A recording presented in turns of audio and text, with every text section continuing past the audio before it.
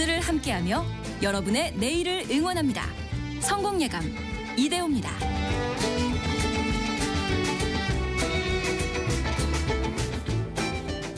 성공예감 이대호입니다. 2부의 문을 열겠습니다. 3월 24일 월요일 아침 오전 10시 5분 함께하고 계시고요. 늘 10시 5분에는 저희 2부가 찾아가는 시간입니다. 속보 방금 전에 뉴스를 통해서도 들으셨겠습니다만 오늘 헌법재판소가 한덕수 국무총리에 대한 탄핵소추안에 대해서 기각 결정을 내렸습니다. 그래서 한덕수 총리는 즉시 직무에 복귀하게 되는 거고요. 탄핵소추를 이제 국회로부터 당한 지 87일 만이라고 하네요. 벌써 3개월이 흘렀습니다. 일단은 원달러 환율을 비롯해서 금융시장에는 아직까지 별다른 움직임은 나타나지를 않고 있는데요. 큰 변동이 또 생기면 말씀을 드릴게요. 그 헌법재판관들 기각이 4명, 각하 의견이 2명, 인용 의견이 1명이었다고 합니다. 조금 이제 엇갈리는 흐름도 보였는데요. 일단 현재까지의 증시 상황은 기각이 5명. 조금 전에 그 뉴스 속보 딴 데서 좀 보고 있는데 기각이 5명, 각하 2명, 인용은 1명. 왠지 다 더하면 8이냐 해서 좀 이상하다 싶었는데 정정을 해드리겠습니다. 증시 상황 보겠습니다. 코스피 코스닥은 좀 엇갈리고 있는데요. 코스피는 0.16% 내린 2638, 2639 오가고 있고요. 코스닥은 0.66% 오른 724. 코스닥은 먼저 상승 반전했고요. 코스닥은 아직도 약간은 약세인 상황입니다. 삼성전자와 하이닉스 최근에 흐름 좋았었는데 오늘은 마이너스 0.6%, 0.9% 조금씩 쉬어가는 흐름 나타내고 있고요. 현대차가 2.4%, 기아가 1.8%, 오늘 자동차주가 좀 올라가고 있네요. 그리고 지난주에 대규모 유상증자 충격에 급락했던 한화 에어로스페이스가 오늘은 7% 강하게 또 반등을 하는 흐름이 나타나고 있네요. 원달러 환율은 1,465원, 1,465원. 그러니까 한덕수 총리의 그 탄핵소추안 기각 소식 이후에도 환율은 큰 변동은 현재까지는 없어 보입니다. 경제상식 퀴즈 참 정답 알려드려야죠. 오늘의 정답은 국채였습니다. 국채. 국가가 발행하는 채권, 국채. 그러니까 최근에 정부 부채가 또 많이 늘고 있죠. 세수는 부족하고 예상을 했던 세금이 제대로 거치질 않고 있고 쓸 돈은 정해져 있고 그러다 보니까 정부가 계속해서 국채를 발행하면서 정부 부채 비율도 좀 더 안 좋아지는 방향으로 가고 있다 알려드렸고요. 4045님 정답 국채입니다. 온 국민이 힘을 모아야 하는데 점점 더 분열되어서 걱정입니다 라고 보내주셨는데요. 다시 또 우리 국민은 하나로 또 뭉칠 수 있습니다. 그렇게 또 기대를 하고 있고요.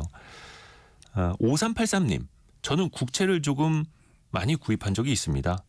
그래도 손해본 적은 별로 없었습니다. 라고. 국채 투자하셨다가 손해보는 건 약간 이제 차익? 그런 이제 손익 측면에서 생각하시는 걸 테고요. 만기까지 갖고 계시다면 정말로 나라가 디폴트를 선언하지 않는 이상 빚 못 갚겠습니다. 라고 선언하지 않는 이상은 그래도 여러 투자 자산 중에서는 그래도 안전도는 높다고 봐야겠죠. 물론 그 나라가 어느 나라냐도 중요하겠습님다만 실제로 예전에 독일 국채도 마이너스로 간 적이 있었습니다. 얼마 안 됐었죠. 그리고 배경옥님이 요즘 일이 많이 줄어서 걱정이네요. 앞만 보고 달려왔는데 매일 제자리 걸음. 요즘 좀 지치고 힘들어서 온 힘이 다 빠져서 파이팅하기가 힘드네요. 그래도 오늘은 성공예감 들으면서 하루를 시작해봅니다. 라고 배경옥님도 힘내시길 바라겠습니다. 그리고 9087님은 성공예감 이대호입니다. 듣기 시작한 지 2달 가까이 되셨다고요. 친구한테도 추천을 해주셔서 그 친구도 계속 듣고 있고 좋은 방송 소개해줘서 고맙다고 하네요. 라고 감사합니다. 정말 좋은 우정입니다. 자, 오늘 증시 쪽 이야기 더 한번 들어가 볼까요? 우리나라 정치 변동성 계속 이어지고 있고요. 또 미국에서는 상호 관세 부과, 또 우리나라에게도 압박이 커지고 있고요. 이번 주에도 또 중요한 경제 지표들 많이 나오게 됩니다. 개미스쿨 시간입니다. 신영증권 리서치 센터장인 김학균 전무와 함께합니다. 전무님 안녕하세요. 네, 안녕하십니까? 생각해보니까 오늘부터 그 대체거래소 거래 종목이 훨씬 더 많아지더라고요. 네, 350개까지. 네. 여기에 뭐 삼성전자, SK하이닉스 등 포함해서 코스피 200, 코스닥 150 종목들이 이제 다 거래가 되더라고요. 대체거래소에서. 어떻습니까? 좀 어떻게 투자 수요가 좀 꾸준히 늘어날까요? 글쎄요.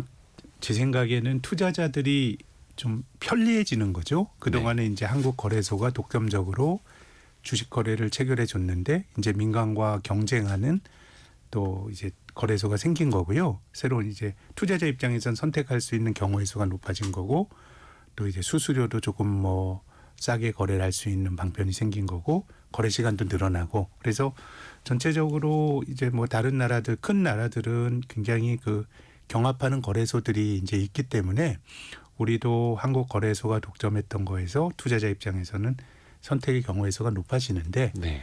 근데 뭐 투자 수요가 늘어난다 이렇게 말하기는 당장은 좀 힘들겠죠. 뭐 새로 이제 주식 시장으로 자금을 끌어들이는 거는 뭐 여러 가지 동기가 존재하는데 일단은 투자자들이 선택할 수 있는 어쨌든 금융 서비스의 그 소비자 관점에서는 뭔가 이제 선택할 수 있는 서비스가 늘어났다는 점은 저는 뭐 긍정적으로 평가하고 싶고요.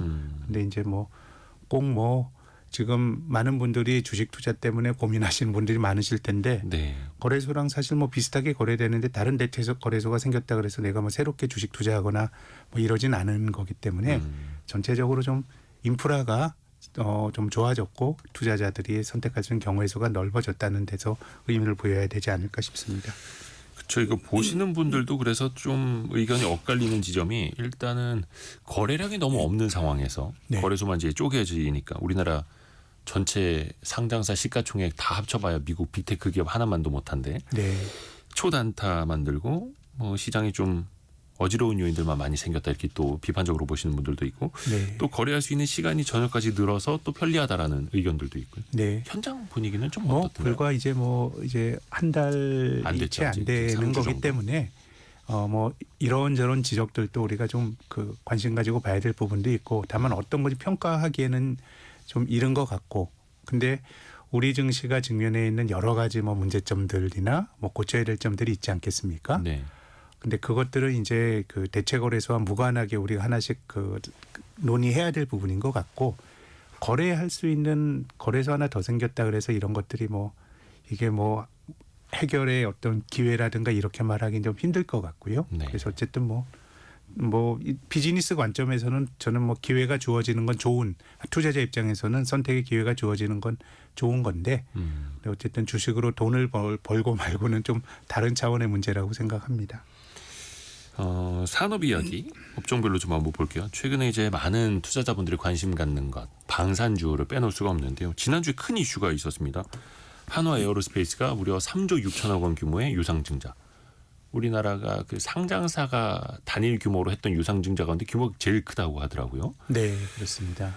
지난주에는 장중에 거의 20%까지 빠지다가 한 10여 네. 퍼센트 하락으로 마무리하고 오늘은 한 8% 정도 좀 반등을 합니다만 이 뉴스는 좀 어떻게 보고 계세요? 저는 뭐 정말 양면적 속성이 있다고 생각하는데요. 일단 자금을 조달하는 기업 입장에서는 네. 주주들이 일차적으로 그 증자 반응에 대해서 좀 부정적으로 평가할 수 있다는 점은 생각해야 됩니다. 일단은 주식 가치가 희석이 되니까요. 예, 이를테면은 저랑 그 이 대표님이랑 그 KBS 앞에서 빵집을 하는데 네. 자본금이 1,000만 원입니다. 저랑 이 대표님 500만 원 되게 되면 저와 이 대표님 50% 지분율을 가진 주주입니다. 네. 근데 저는 빵집 경영에 참여 안 하고 저는 투자자일 따름인데 대부분의 사람들이 실은 내가 그 주식의 투자자일 따름이고 경영에 참여하지 않는데 그렇죠. 근데 갑자기 빵집을 넓히기 위해서 1,000만 원을 증자한다라고 얘기를 합니다.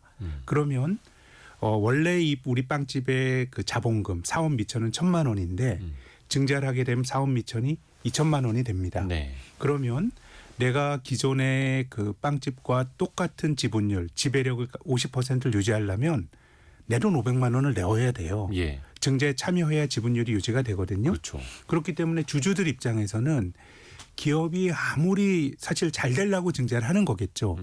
근데 기본적으로는 새 돈을 넣어야 되는 거기 때문에 굉장히 당혹스러운 일일 수가 있는 겁니다. 네. 그렇기 때문에 주주들이 좀 부정적으로 생각할 수 있다는 건 기업 입장에서는 충분히 생각해야 되고요. 그리고 말씀하신 것처럼 뭐 잘 되려고 하는 거지만 이제 발행 주식 수가 늘어나게 되면 결국은 이제 주당 가치가 희석될 수 있겠죠.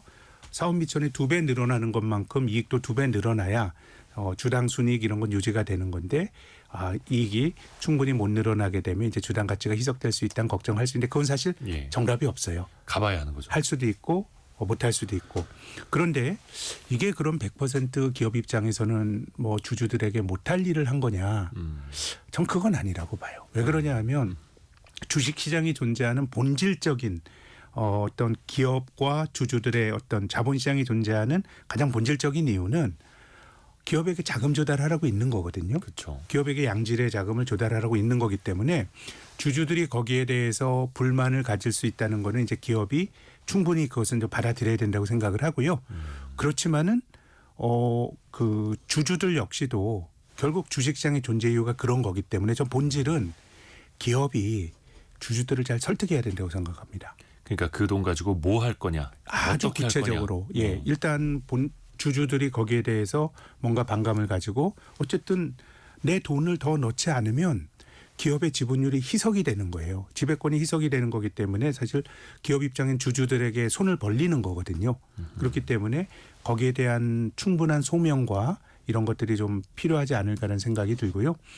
뭐 특히나 최근에 지난주에 있었던 한화 에어로스페이스 같은 경우는 뭐 여러 가지로 해석이 될 여지가 있지만 요즘은 증자를 하면서 운전 자본 목적으로 증자하는 기업들도 있어요.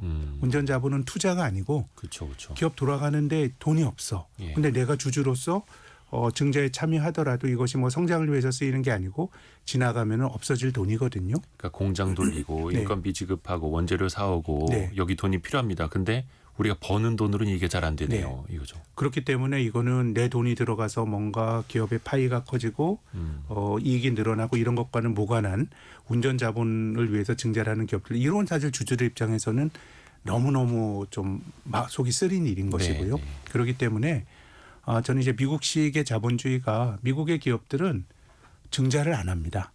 증자 중요한 기업들은 증자를 안 하고 오히려 기업이 가진 돈을 자사주를 사서 소각을 시킵니다. 없애버리죠. 그럼 이제 자금의 흐름이 완전히 바뀐 거죠. 예를 들어서 이 주식 시장이 존재하고 있는 본질적인 실물 경제에 기여하는 것은 주주들이 기업에게 자금을 조달하고 그 조달받은 돈을 가지고 기업들이 잘 운영해서 주주들의 부를 넓혀주는 게 키워주는 게 어떻게 보면 주식의 본질적인 이유인데 미국의 경우는 오히려 기업이 가지고 있는 돈이 주주들에게 빨려 들어가는 거거든요. 네. 그렇기 때문에 미국도 어떤 이런 식의 자본주의가 맞는 거냐 뭐 이런 논란이 굉장히 많은데 그래서 저는 기본적으로 어쨌든 기업이 자신들의 비전을 잘 설명하고 주주들이 불만을 가질 수 있다는 것도 당연히 받아들여야 되는 것이고요.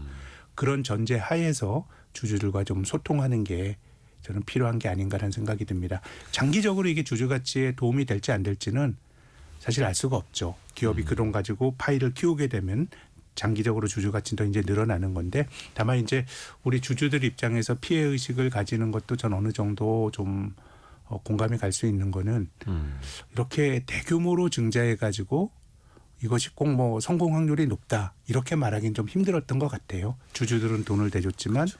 주당 가치는 희석화되고 이게 이제 우리 증시 전체적으로 보면 한국 시장의 공급 물량이 너무 많다는 거 아닙니까?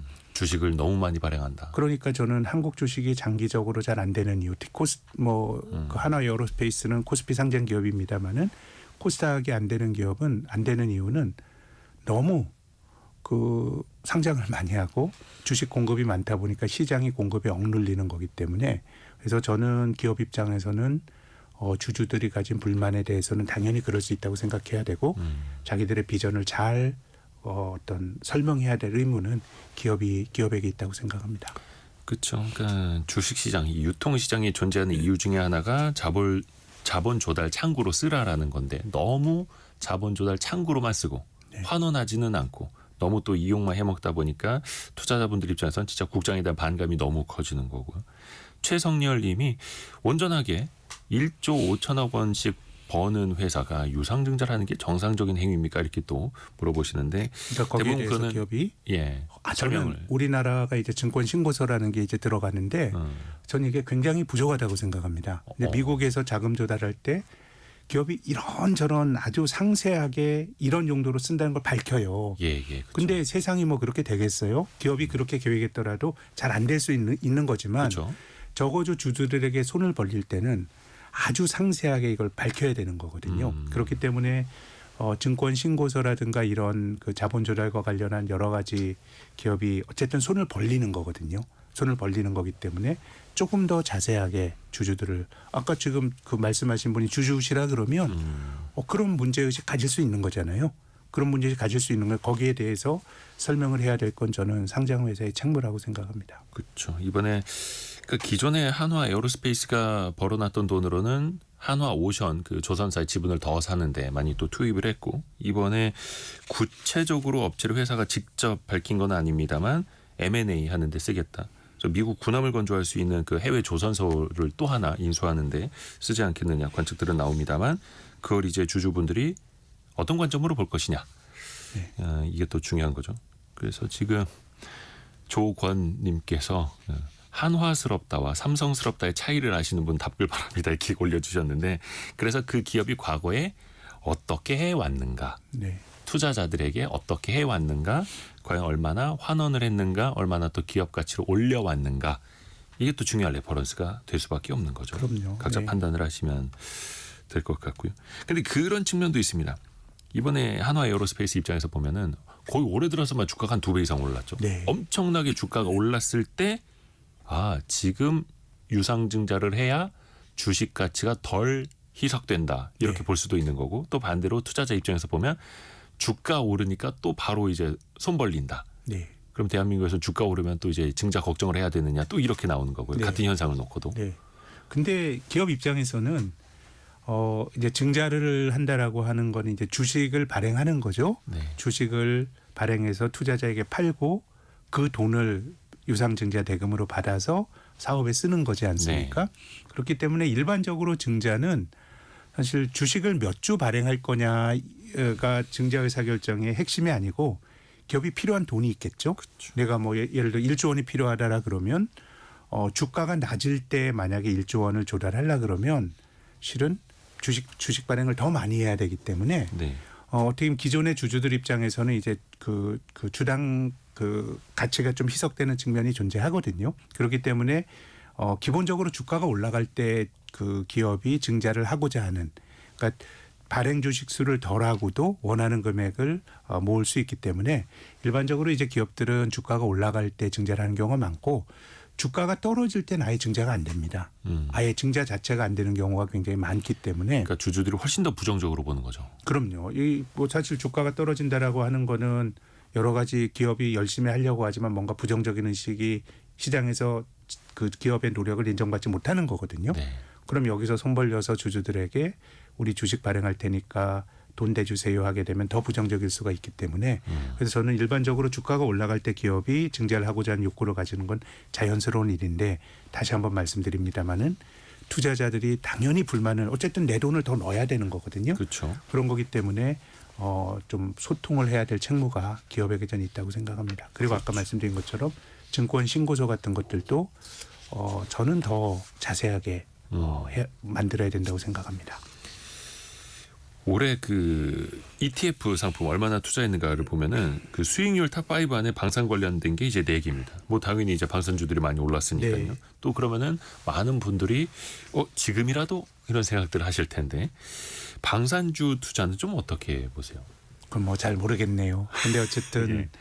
뭔가 그 스토리는 굉장히 매혹적이고요. 그리고 또 어쨌든 지금 우리 분열된 세상의 성장 산업인 것 같기도 하고, 근데 주가는 뭐 올해나 내년 혹은 후년 정도의 이익으로 설명되긴 좀 힘든 것 같고 그렇기 때문에 이거는 뭐 투자자의 철학에 따라서 선택을 해야 될 부분이라고 생각합니다. 또 단기간에 또 많이 오른 것도 있죠. 네. 우리 지수가 지난주에도 조금은 흔들림은 있었습니다만 어찌됐든 간에 2600선에 안착을 하고 있습니다. 조금 전에 이제 상승 반전을 했네요. 코스피가 0.17% 오른 2647.6까지 가고 있는데요. 최근에 보니까 외국인 투자자들이 이제 순매수로 들어오더라고요. 네. 지난주 내내 순매수를 했고 어떤 배경으로 혹시 보세요? 외국인 투자자의 컴백? 저는 한국 주식이 좀 여전히 싸기 때문에 예. 사실 우리 증시가 그동안에 보여왔던 과거에 좀 변동성이 높았던 시장 그 세상을 생각해 보면 한국 증시 역사를 생각해 보면 네. 뭐 오를 때 훨씬 더 화끈하게 올랐죠. 근데 이제 우리가 미국과 비교를 많이 하고 아침에 미국장 어떻게 끝났는지 다 비교를 하시니까 사실 올해 미국이 좀 어려운 거 생각하면 테슬라 같은 경우는 작년 12월 고점 대비해서 한 50% 정도 밀렸을걸요. 그렇죠. 그러니까 미국 대선 직후에 거의 2배 올랐다가 네. 지금 그 다시 원 상태로 돌아왔죠. 네. 사실 뭐 한국 주식이 잘 안 돼 가지고 한국 투자자분들이 뭐 서학개미란 이름으로 미국의 빅테크 주식에 많이 투자를 했는데 사실 뭐 엔비디아도 고점 대비 좀 밀렸고 이제 미국의 빅테크 기업들 조정받는 거에 비하면 사실 한국은 선전하고 있는데 네. 이제 글로벌 전체적으로 보면은 이제 뭐 홍콩 시장도 지난 주말엔 좀 조정을 받았지만 지난주 후반엔 조정을 받았지만 뭐 올해 성과가 좋은 시장이거든요. 그렇죠. 그래서 한국은 뭐 좀 그동안 좀 가격 메릿이 있는 시장, 절대 가격 메릿이 있는 시장 오른 게 없기 때문에요. 네. 지금 코스피가 2,600포인트대라 그러면 이게 2017년 정도 수준이거든요.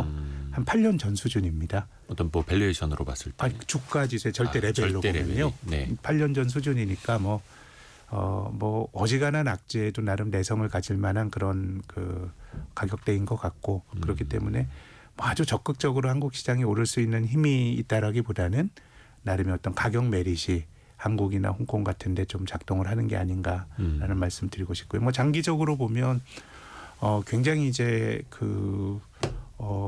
논란의 대상이 되고 있다고 생각하는데요. 네.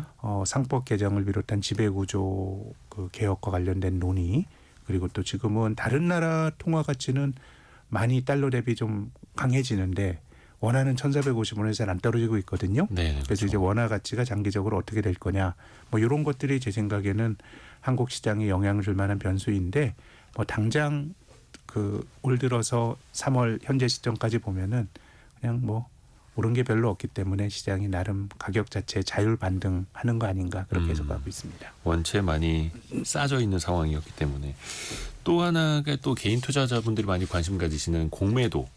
네. 공매도가 이제 이달 말부터 네. 다음 주부터 재개되지 않습니까? 그 영향을 좀 어떻게 보시나요? 뭐 전체적으로 저는 중립이 아니겠는가 생각을 하는데 네. 근데 외국인 투자가들의 매매는 순매수로 잡힐 가능성이 굉장히 높습니다. 지금 한국 시장이 모든 외국인 투자자들이 뭐 그런 건 아니겠지만 이제 외국인 투자가들과 대화를 해보면은 한국 시장이 장기적으로 박스권에 머물러 있거든요. 네. 뭐 사가지고 올라가서 사실 종목 피킹을 해서 혹은 시장에 투자해서 돈을 벌기가 상당히 힘든 시장인데 이럴 때는 뭐 롱숏 트레이딩 혹은 페어 트레이딩이라 그래서 고평가된 주식은 팔고 공매도하는 거죠. 저평가된 주식은 사는 이런 식의 어떤 페어 트레이딩을 많이 하는데 네. 사실 공매도를 막아놓다 보니까 이제 그렇게 못한 거거든요. 근데 공매도가 재개가 되면 사실 공매도 하는 거는 외국인의 매도로 잡히지 않습니다. 아하. 그리고 사는 게 잡히다 보니까 전체적으로는 외국인 투자가들이 이제 사는 것처럼 잡히겠지만 어리선가에는 파는 힘, 어리선가는 사는 힘이 같이 작동을 하게 될 것 같고요. 어쨌든 전체적으로 뭐 외국인들 관점에서 생각을 해보면 이제 공매도가 없는 시장이 뭐 굉장히 예외적인 시장이니까 그런 것들이 정상화되게 되면은 그냥 뭐 롱숏 트레이딩이 아니더라도 주식을 사고 파는 그런 자금도 좀 유입이 되지 않을까 뭐 그런 관측이 우세한 것 같습니다. 네. 그리고 최근에 외국인이 가장 많이 산 걸 보면 특히 이제 지난 한 주간 삼성전자였습니다. 네. 외국인 수급이 이제 간만에 플러스로 돌아서고 있는데요. 단순히 싸다? 혹은 어떤 반도체 전반적인 봄이 돌아온다? 혹은 삼성전자 그동안 부진했던 HBM 쪽으로 좀 기대감이 높아진다? 어디에다가 더 무게를 둬야 할까요? 저는 세 가지 마음이 각각 작용하고 있는 것 같은데요. 네. 투자자 마음속에 어느 것 하나도 확신을 가지고 이게 모두가 동의할 수 있을 정도로 그 레거시 반도체라고 하는 디램이나 랜드 업황이 뭐 좋아진다 이렇게 말하기 어렵고 네. HBM도 역시 마찬가지죠. 이게 잘할 거란 기대는 계속 있지만 또 확증을 가진 건 아닌데 근데 실은 이게 뭐 어느 정도 투자자들이 이렇게 돌아섰어 아니면은 HBM에서도 성과가 있었어 그럼 주식은 이미 많이 올라가 있을 테니까 네. 전체적으로 보면 그 세 가지가 같이 작동을 하지만은 가격이 낮다라고 하는 게 불확실성은 존재하지만은 여러 가지 걱정보다는 조금 좋아질 수 있는 가능성 쪽에 미리 베팅을 하는 거 아닌가라는 생각은 듭니다. 그러니까 우리 증시가 올해 반등하는 것도 저는 뭐 그런 맥락이라고 봅니다. 나쁜 것들은 주식이 상당히 반영하고 있으니까 네. 뭔가 악재에 대해서는 그래도 조금 둔감하고 뭔가 잘 될 가능성들 이런 것들에 대해서 반응하고 있는 거 아닌가. 뭐 한국 시장이나 삼성전자나 저는 비슷한 느낌의 반등이라는 생각이 듭니다. 그렇죠. 또 삼성전자로 매수세가 들어올수록 또 전반적인 이제 코스피 지수 자체도 또 도움이 될 테니까요. 네. 한 일주일 조금 넘게 남았는데요. 그 미국에서 상호관세를 부과한다는 게 4월 2일인가 4월 초 아닙니까? 네. 우리도 이거 안심할 수 없는 상황인데요. 근데 또 그동안에 약간은 좀 맷집이 생긴 것 같기도 하고 또 한켠에서는 트럼프 대통령이 유연성을 또 발휘할 것이다 이렇게 이야기하면서 뭔가 또 여지를 두고 있거든요. 네. 그만큼 또 헷갈리기도 하고요. 네. 이거 어떻게 봐야 됩니까? 그냥 뭐 헷갈린다라고 하는 게 뭐 지금 상황에서 맞는 게 아닐까요? 네. 이게 뭐 맷집이라고 하더라도 미국 시장도 그때그때 이제 반응이 좀 다르지 않습니까? 네. 어떨 때는 트럼프가 좀 뭐 유연해 예컨대 멕시코나 캐나다에 대한 관세를 뭐 유예하기도 하고 막 그러지 않았습니까?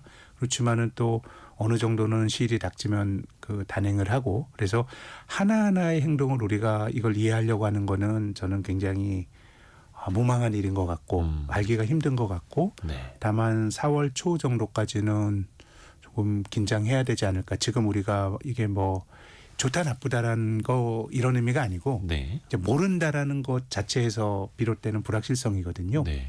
저는 시장이 뭐 완전히 반영이 끝났다 이런 생각은 좀 안 듭니다. 특히 최근에는 뭐 민간국가 지정 뭐 이런 논란이 있었죠. 그렇죠. 그리고 트럼프가 사실 뭐 대만이나 일본이나 뭐 한국보다 비관세 장벽이 덜한 나라라고 말하기는 힘들거든요. 그리고 대미 무역 수지 흑자 규모도 작년에는 대만, 일본이 한국보다 많았는데 한국을 쿡 찍어가지고 비관세 장벽을 언급하고 지난주에 있었죠. 그렇게 본다 그러면은 저는 뭐 4월 초가 어쨌든 1차적인 뭐 트럼프가 공언한 날짜이니까 1차적인 고비가 될 것 같긴 한데 제 생각에는 상당 기간 동안 어쨌든 트럼프 말에 휘둘리는 그런 흐름은 좀 이어지지 않을까 생각은 듭니다. 아직 끝나지 않았다. 그렇죠. 뭐 4년 임기 동안 거의 또 내내 이럴 수도 있는 거고요. 오늘 시가총액 상위 종목들 중에서 이제 주가 측면에 좀 눈에 띄는 게 현대차가 4.88% 거의 5% 가까이 오르고 있고요. 기아도 거의 4% 가까이 오르고 있거든요. 유연성이라는 발언 때문일까요? 사실 이제 자동차 분야에서 상호 관세 혹은 보편 관세 이야기는 계속 나오고 있지 않습니까? 네, 네. 물론 이제 그동안 주가가 너무 많이 오랫동안 안 좋았기 때문에 반등하는 것도 있겠습니다만 어떻게 봐야 될까요? 특히 이제 자동차 분야에서는. 글쎄 뭐 제가 모르는 거를 아는 사람들이 주가에 반영하고 있는지는 좀 잘 모르겠는데 제가 앞서 말씀드린 것처럼 현대차 주가가 지금 20만 원 밑까지 최근에 조정을 받고 했었기 때문에 네. 이게 뭐 어쨌든 그 관세라든가 이런 걸 제외하게 되면은 배당이나 이런 것까지 감안하게 되면 밸류에이션이 굉장히 싸진 거는 맞는 것 같고요. 근데 앞서 말씀드린 삼성전자 혹은 한국 시장의 반등 이런 것과 좀 유사하지 않을까. 그냥 뭐 아주 좋아질 계기를 찾았다라기보다는 주가가 낮다 보니까 나름 내성을 갖는 그런 정도 가격대로 봐야 되지 않을까 생각을 합니다. 그렇죠. 오랜만에 올라가고 있고 그리고 이번 주죠. 미국 조지아주에서 현대차 그룹이 그 새로운 공장 네. HMGMA라고도 하는 메타플랜트 아메리카라고도 하죠. 준공식을 갖는다고 합니다. 26일인데 여기 이제 백악관 인사들이 좀 오느냐. 네. 이것도 귀추가 주목되는 포인트더라고요. 좀 뭐 눈여겨봐야 될 이슈인 것 같습니다. 이것도 역시 뭐 제가 어떻다라고 예측하기는 네. 좀 힘든데 어쨌든 현대차도 대미 관계를 비즈니스에 어쨌든 뭐 미국 시장이 가장 큰 시장이니까요. 그래서 미국인 사장도 그 채용을 했죠. 예, 스페인 출신. 예. 미국. 그리고 또 주한 미국 대사 했던 분들도 했던 분도 지금 뭐 부사장인가 이런 예. 쪽으로 일종의 미국과 관련된 대관 업무겠죠. 이제 하셨기 때문에 뭐 이제 그런 성과들에 대해서 미국이 어떻게 반응할 거냐는 좀 우리가 개별 기업단에서 한번 관심 있게 봐야 될 포인트 중에 하나인 것 같은데 뭐 제가 뭐 트럼프란 어떤 인물이 굉장히 좀 예측하기가 힘들고 그리고 최근에 트럼프의 화법이 일기 트럼프 때는 보호무역이 가져올 부작용에 대해서는 별로 얘기를 안 했거든요. 네. 이건 필요하니까 해야 될 거야, 해야 된다라는 주장을 했는데 지금은 이제 많은 사람들이 합당하게 지적하는 거는 보호무역하게 되면 관세가 인플레이션 자극하고 그럼 금리가 높게 유지가 되고 그럼 소비가 좀 위축을 받을 거고 뭐 이런 지적을 하게 되면 트럼프의 반응은 그거 다 아는데 이건 우리가 감내해야 돼라고 하는 게 저는 일기 트럼프 때와 가장 큰 차이 같거든요. 그렇기 때문에 이 사람들이 그냥 이것이 단순한 뭐 협상용 이런 건 아니겠구나라는 생각은 하는데 근데 어쨌든 저는 한국 기업 중에서 가장 열심히 미국에 대한 노출도가 많은 기업이 가장 열심히 어쨌든 엄청난 지금 큰 규모 투자까지 한 거잖아요. 네. 그래서 현대차 주가도 주가입니다마는 이런 식의 어떤 우리의 대처에 대해서 예컨대 뭐 트럼프 행정부가 어떤 반응을 보일지 이런 거는 뭐 현대차 주주뿐만이 아니더라도 좀 눈여겨봐야 될 포인트가 있는 것 같습니다. 저는 뭐 잘 모르겠네요. 일단은 트럼프 미국 대통령도 계속해서 현대차 그룹이 미국에 투자하는 거 아주 좋은 사례로 몇 번 또 이야기를 하고 있기도 하고요. 또 그런 만큼 우리는 이것 가지고 또 생색을 좀 낼 필요도 있어 보이긴 합니다. 그럼요. 네. 일단 26일 이후에 그 현대차 그룹 그 조지아에 있는 새로운 공장 준공식에 또 어떤 인사들이 또 오는지도 같이 좀 지켜봐야 될 테고요. 저희가 중간에 잠깐 라디오 정보센터 가서 현재까지 넘어온 뉴스 또 한번 정리해드리고 이야기 이어가겠습니다. 라디오 정보센터 다녀옵니다. 헌법재판소가 한덕수 국무총리 탄핵 소추를 기각했습니다. 헌재는 한 총리가 헌법재판관 후보자 임명을 보류한 것은 위헌이지만 파면 사유는 안 된다고 판단했고 계엄 국무회의 관련 적극적 행위의 증거가 없다고 판단했습니다. 더불어민주당은 헌법재판소 앞에서 상임위별로 윤석열 대통령에 대한 조속한 파면 선고를 촉구하는 기자회견을 이어가고 있습니다. 국민의힘은 민주당이 광화문 천막당사를 운영하기로 한 데 대해 반헌법 내란 세력임을 자인하는 것이라고 비판했습니다. 서울 강남 3구와 용산구 아파트를 대상으로 오늘부터 토지거래 허가제가 확대 재시행됐습니다. 해당 지역에서는 전세 보증금을 끼고 집을 사는 갭 투자가 전면 금지됐습니다.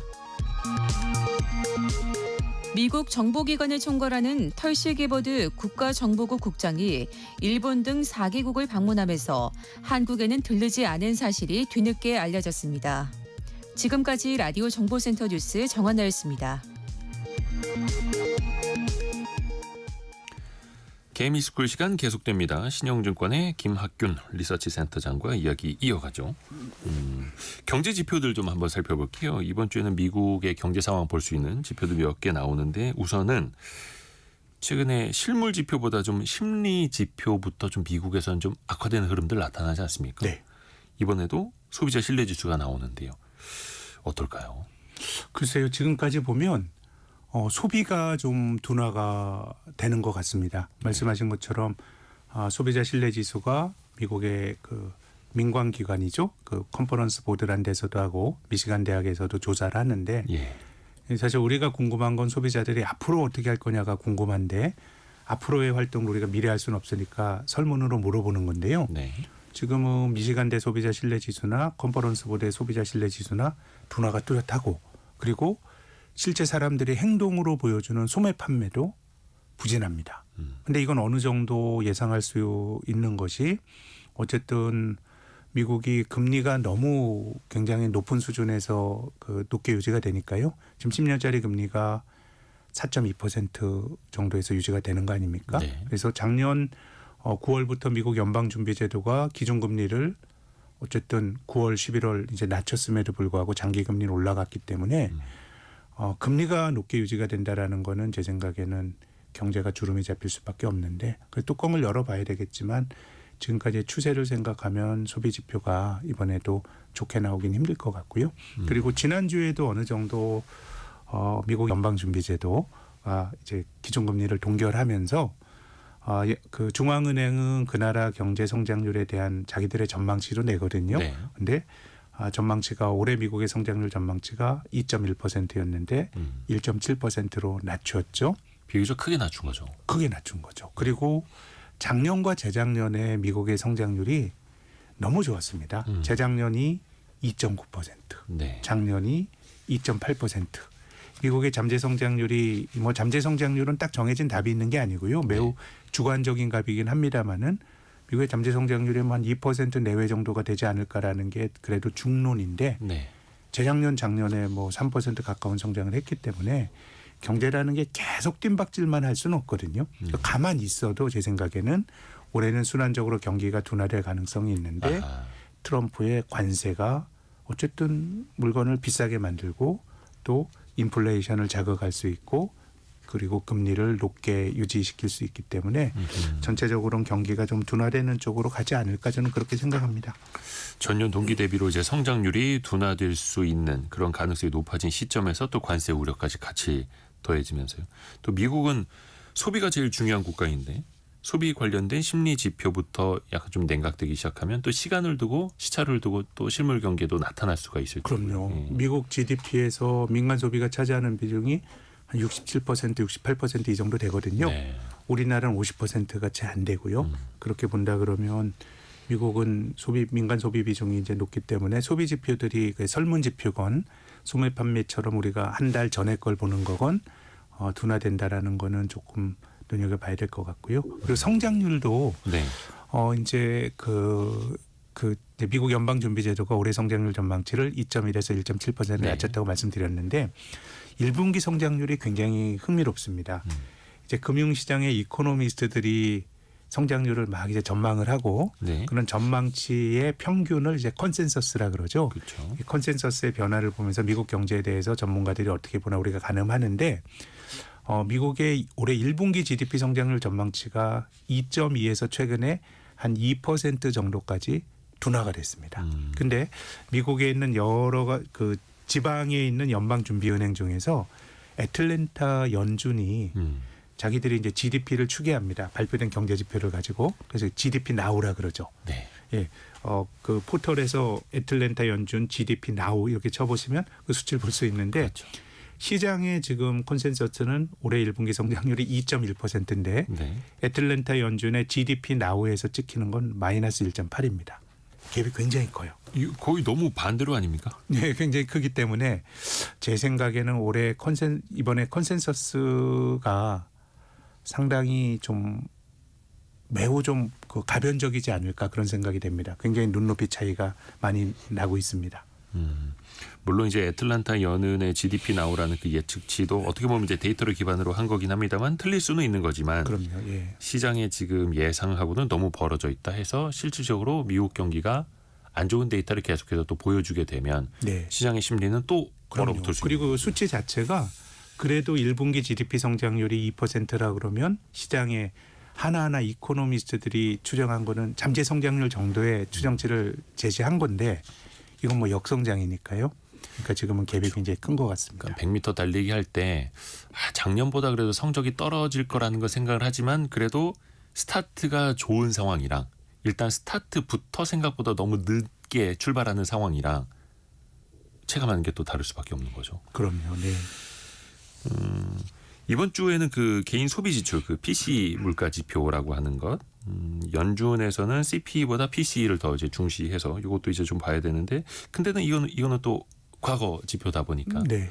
어떻게 보면 시장에 미치는 영향은 어떻게 우리가 생각을 해야 될까요? 글쎄요. 지금 전년 동월비 지금 발표되는 게 2월 그 개인 소비 지출이죠. PC인데 1월 달에 2.5% 전년 동월비 상승했는데 지금 2월도 2.5% 정도 상승이니까 이거야말로 시장 예상치가. 예, 시장 예상치에 얼마나 부합되느냐 여기에 따라서. 근데 이제 제 생각엔 지금은 미국의 물가보다는 네. 소비 지표가 더 중요할 것 같아요. 왜냐하면 지금 소비가 꺾일 조짐이 나타나고 있거든요. 그렇죠, 그렇죠. 사실 경기가 둔화된다 그러면 물가는 후행적으로 지금 또 낮춰질 여지가 있기 때문에 네. 미국이 2월 소비자 물가 지수가 발표됐죠. 3월 중순에. 네. 근데 시장 예상치는 한 3% 성장인데 발표된 게 2.8% 이렇게 나오지 않았습니까? 근데 시장 반응이 별로 안 좋았어요. 왜냐하면 지금은 민간 소비 지표들이 굉장히 나쁘게 나오다 보니까 그러니까 결국은 미국이 제가 이제 인플레이션이 트럼프의 보호무역이 인플레이션을 자극할 거다라는 말씀을 드렸고 만약에 이렇게 주장하거든요. 그럼 이게 꺾이는 경로는 뭐냐면 경기가 나빠져야 꺾여요. 그렇죠. 경기가 나빠지면서 사람이 소비가 둔화돼야 꺾이는 거기 때문에 지금은 이제 미국의 소비가 꺾일 징후가 나타나고 있기 때문에 미국의 물가 지표가 설령 제 생각에 소비가 꺾이는데 물가 지표가 더 높아진다. 이거는 뭐 말할 것 없는 악재이고요. 네. 다만 그 소비 지표가 꺾이고 있기 때문에 물가 지표가 둔화되는 것도 사람들이 경기 둔화에 대한 신호로 이해할 수도 있기 때문에 저는 물가와 소비 뭘 하나 봐야 된다 그럼 지금은 소비 지표 보시는 게 훨씬 더 시장에 더 큰 영향을 주는 변수라고 봅니다. 그러니까 물가 상승률이 낮아지더라도 그게 꼭 좋은 것만은 아니다. 그렇죠. 네. 소비 심리가 얼어붙는 거라면 중국으로 잠깐 좀 갈까요? 중국에서는 아마 내일부터일 텐데요. 중국 발전 포럼, 보아오 포럼이라고 하는데 뭐 중국판 다보스 포럼 뭐 이렇게 네. 불리기도 합니다. 여기에 또 기업인들, 전 세계 기업인들이 또 많이 가고요. 어떤 걸 좀 의도하게 될까요? 어떤 좀 가시적인 성과를 또 낼 수 있을까요? 글쎄요. 근데 뭐 미국이 이렇게 이 나름 중국과 장벽을 치고 반도체 같은 경우는 교역할 수 있는 품목까지도 규제를 하기 때문에 네. 뭐 이제 기업 입장에서는 중국과의 관계를 예컨대 뭐 우리나라 기업인이나 미국의 기업인이나 중국과의 관계에 대해서 뭐 기업 자체적으로 의사결정을 할 수 있는 환경은 아닌 것 같고요. 네. 다만 이제 기업은 정말 그 정치인보다 기업이 더 오래 가는 거 아닌가요? 사실 우리가 미국은 대통령 많이 해야 재임밖에 안 4년, 되고 8년, 네. 예, 그렇지만 기업은 우리가 고인 건선이라 그래서 계속 기업을 가정하는 거니까 중국이라고 하는 그 나라와 어떤 관계를 맺을 것이냐가 저는 많은 글로벌 기업들이 중요한 화두라고 생각합니다. 그렇죠. 뭐 트럼프가 막는다고 해서 이거를 그러면 그냥 딱 그 말대로 따르는 게 맞느냐? 제 생각엔 아니. 중국이라는 나라가 개혁 개방 이후에 많은 기업들이 이해관계가 정말 중국의 이해관계를 갖게 됐어요. 네. 그 시장 자체도 중국의 성장률은 둔화가 되면서 저는 중국 경제가 아주 낙관적인 지금 상황은 아니라고 보지만 절대 규모 자체가 너무나 크기 때문에 기업들 입장에서는 그걸 포기하기 힘든 거기 때문에 저는 줄타기라고 말씀드리고 싶습니다. 네. 줄타기를 기업들이 이제 하는 거고 뭐 그런 맥락에서 중국과의 관계를 얼마나 좀 미국에게 좀 밉보이지 않으면서 관계를 잘 만드느냐가 저는 뭐 엔비디아나 미국 기업들도 마찬가지라고 생각합니다. 애플은 더 말할 것도 없죠. 테슬라도 말할 것도 없습니다. 또 어떻게 보면 이제 규모로 봤을 때 가장 큰 네. 14억 인구가 있는 시장이기도 하고요. 또 나름의 또 중국 기업들이 보여주고 있는 기술적인 성취도 최근에 뭐 인공지능이나 딥시크라든가 아니면 지난주에는 또 BYD가 충전하는 기술이 굉장히 단시간 내 빨리 하는 전기차 충전 기술을 또 선보이면서 테슬라 주가가 하루에 또 급락을 했거든요. 그렇죠. 그렇기 때문에 어쨌든 장기적으로 보면 저는 한국처럼 중국에 대한 의존도가 높았던 나라는 중국 비중을 얼마나 좀 충격 안 받고 기업들이 잘 줄여내느냐가 중요하다고 보는데 근데 이거를 끊기는 저는 힘들 거라고 봅니다. 그렇죠. 어제는 그 삼성 이재용 회장이 샤오미 전기차 공장 방문하고 그 샤오미 대표를 만난 게 또 화제가 됐더라고요. 네. 우리 기업 입장에서는 또 어찌됐든 간에 중국 기업들과 또 교류 협력을 또 확대를 해야 될 테고요. 그럼요. 우리나라 반도체를 뭐 HBM이야 지금 뭐 새로운 거고 우리가 전통의 레거시 디램을 가장 많이 그 한국 레거시 디램을 사는 나라가 중국이거든요. 그렇죠. 그렇기 때문에 어쨌든 우리가 참 힘든 포지션이긴 합니다만은 미국과 중국 사이에서 잘 기업들이 좀 포지셔닝을 해야 된다라고 생각합니다. 뭐 다 그런 취지의 방문이라고 생각합니다. 현대차도 중국 기업과 자율주행 측면에서 또 협력하기로 했고 삼성 입장에서 보면 샤오미가 반도체도 많이 사가고 네. 샤오미 자동차 이제 디스플레이 전장 부품 또 배터리도 당연히 들어가게 될 테고 고객이 있는 곳이니까요. 그럼요. 네. 달려가야죠. 그럼요. 관계를 장사꾼은 사실 전쟁터에서도 물건을 판다고는 하는데 예. 근데 참 장사꾼 해먹기 참 힘든 글로벌 환경이 되긴 했지만은 사업 환경이 어쨌든 뭐 한국은 중국에 대한 노출도가 지금도 너무 크기 때문에 잘 그 자리를 잡아야 된다고 봅니다. 그리고 최근에 어떻게 급등하던 중국 증시가 지난주 후반에 급격하게 좀 조정을 받았습니다. 그렇죠? 네. 상하이 지수도 그렇고 홍콩 항생 지수도 그렇고 비아디 같은 전기차 업체들도 잘 나가다가 비아디는 하루 만에 7% 급락을 네, 하게 네. 됐고요. 갑자기 변동성이 커진 느낌입니다. 근데 이제 뭐 한국도 사실 미국 시장보다 선전했지만 네. 중국 시장이 특히 홍콩 시장은 좀 많이 올랐거든요. 그렇기 때문에 지금은 뭐 약보합 정도니까 지난주 후반과 같은 급락세는 중국이 홍콩이나 본토나 좀 아닌 것 같은데 네.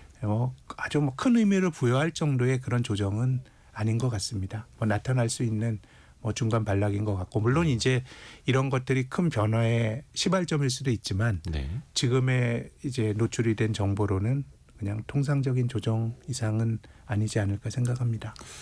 그렇죠. 원체 또 많이 올랐던 것들이 있고 뭐 BID를 비롯해서 최근에 이제 중국 테크 기업들이 많이 주목받고 있는데 거의 뭐 작년 하반기 연말부터 최근에 한 4, 5개월 사이에 2배 이상 오른 중국 그럼요. 테크주들도 정말 많아갖고 또 그런 만큼 또 고점에서 조정을 또 받을 여지도 언제든지 나타나는 거. 뭐 이제 뭐 주가라는 게 늘 오를 때도 조정 받으면서 오르고 그쵸. 또 떨어질 때도 반등하면서 또 추세가 만들어지는데 아직은 뭐 중국의 어쨌든 단기 반등 추세가 끝났다고 말하기는 좀 힘든 상황인 것 같습니다. 그리고 참고로 이 시각 현재 원달러 환율은 1,468원 정도로 약간은 원화가 조금 더 약세로 가는 흐름 1,468원 나타내고 있습니다.